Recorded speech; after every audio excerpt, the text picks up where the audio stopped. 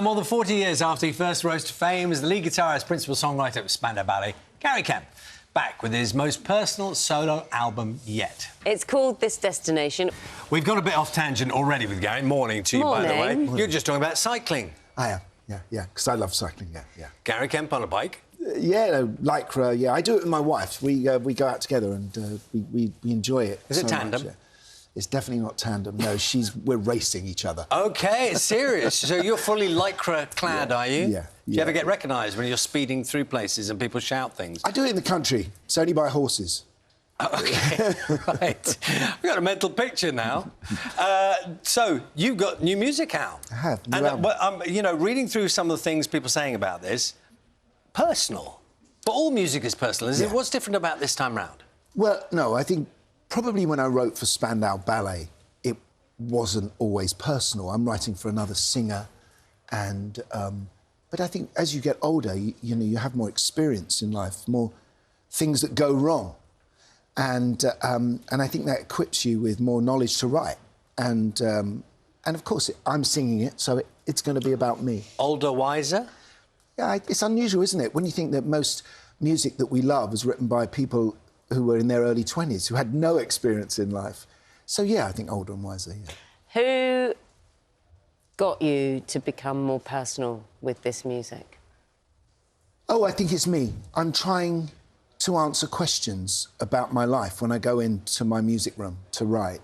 You know, solve problems, talk about who I am but in a universal way. I think you have to do it like that. It can be personal, but universal. So I think we're all suffering a bit with global news, and the lockdown happened, and for me personally, I had, you know, my parents died within 4 days of each other, and I don't think I'd fully, you know, grieve that. So all these things go into the process of you writing, and, you know, I think I'm speaking for people who are a bit older, you know, now. I'm not writing music for teenagers. Just, if you don't mind, you lost both your parents within 4 days. Yeah. I mean, that is a big deal in itself. Anyone knows anything to do with grief knows that's a lot to take on board. Yeah, and I went straight from that into a Spandau Ballet reunion, and my son was born. So I don't think I've fully worked that through. There's a track on the new album called Work, which is sort of in honour of them, really. It's about trying to live up to the commitment that generation made to the family and to put food on the table, and how hard that was, and trying to use some of the tools that they've given me to work it out. What did they think about you and Spandau? Yeah, they were massive fans. When they moved to Poole, my dad had a heart problem, so we retired him, and they went down to Poole, and he said, when I get there, he said, I'm not going to tell anyone that I'm your dad. But the first day he went to the shops, he wore a tour jacket. That's very funny, actually. Yeah. That is very funny. Yeah. When one of the things we spoke about, so we just spoke to our technology editor earlier today, Zoe Kleiman, and Zoe's friend, you'll find the reason for this, Zoe's friend put a few bits of information into AI and created a book that says it's written by Zoe, right? And it's a book on, I think, a Dummy's Guide to Tech or to AI. And she brought it in. And we were talking about how AI is being used and how, whether you have control over it, when you need control over it. You've embraced AI, haven't you, for your videos? With the videos. I've done 3 videos that are using AI technology. There's one on now I can see for This Destination. And I think that's OK. I wouldn't have been able to make a video because people just want backstage now, behind the scenes, and record companies aren't going to pay for big videos. So it just seemed a good opportunity to explore that. So what in this isn't real? Well, none of it's real. All of it's... There's no actors, and no, it's not real, and it's been put in, you know, using words and, you know, in one of the other songs, with the lyrics that I use, and so that will generate stuff using this fantastic director called Mike Benyon.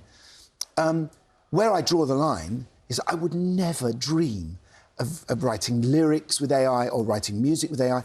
Art, especially words, is about, we listen to it and we read it because we don't want to feel alone.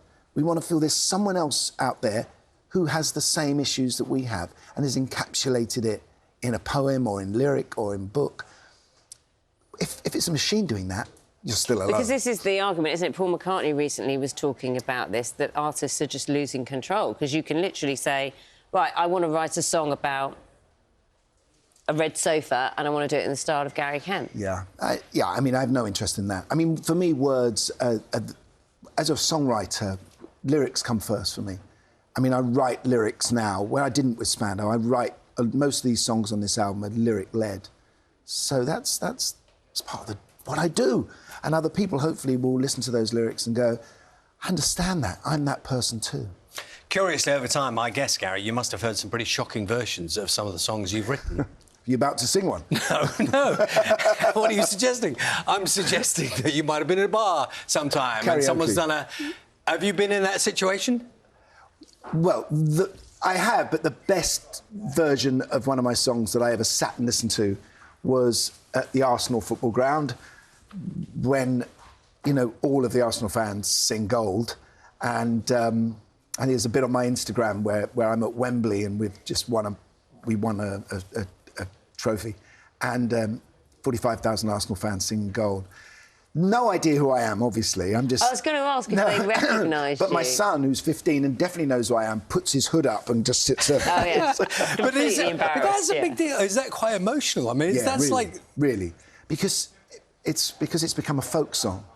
You know, the people who sing it don't even know it's by a band called Spandau Ballet, maybe, you know. So I think that is really good feeling. What a special moment. Your son, does he listen to your new music? Yeah, they all and listen to my critique it. stuff. What do they say? Well, my kids are all in music, really. They love music. My 34-year-old is a manager of bands, but my 20-year-old is studying music at Edinburgh University. Nice. And then I've got a drummer and I've got a jazz sax player. And, yeah, I think they like it. You know, they hear it all the time. They hear me doing it in the music room. I write at home. I can hear people already saying, is there a kind of Kemp family band situation? Is that a thing? Yeah, we occasionally play together. I think there's a little clip of me playing guitar and sax on my Instagram. You can see with my 12-year-old. Yeah, no, I think music is in the house. My wife plays piano too, and she's learning. Nice. Yeah. It's lovely seeing you this morning. So good to see you. Good luck with the album. It's out today. It's called This Destination. It is. Thank you. Congratulations.